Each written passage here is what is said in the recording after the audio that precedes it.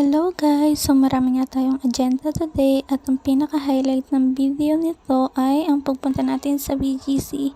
So ang una ko nga sinakyan ay EDSA Carousel papuntang Trinoma. Nang makarating ako ay agad ako nag-fit check sa gitna ng arawan, which is nagsisisi ako dahil sobrang pawis ko, pero at least 'di ba may maganda tayong video. Anyway, agad na akong pumasok sa loob nang hindi ko na kinaya yung init para hintayin sila. And then around 4 PM na nung napag-decide na namin mag-joyride from Guadalupe MRT to BGC. So pagdating namin ng BGC, pumunta agad kami sa Bonchon kasi sobrang nagutom agad kami dahil sa biyahe. And then that time umorder na ako, which is ang in-order ko ay bibimbowl na chicken. Actually, tatlo yung choices nila.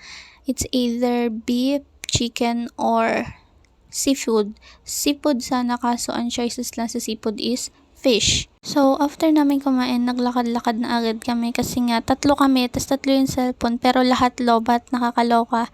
And then, after namin maglakad-lakad, naka-witness kami ng sobrang gandang sunset sa may Bonifacio High Street. Sobrang naa-amaze talaga ako nung nakita ko yan.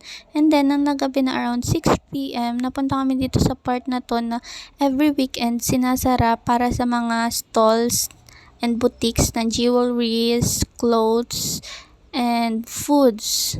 And then, yung event na to is maglalast siya hanggang August. Then, at this time, nabudol pa nga tayo ni ate para tikman yung hot sauce nila. Talaga sobrang halang. And flavor pala na natikman ko is mango, habanero, pineapple. After na naglipot pa kami and then nag-uwi na.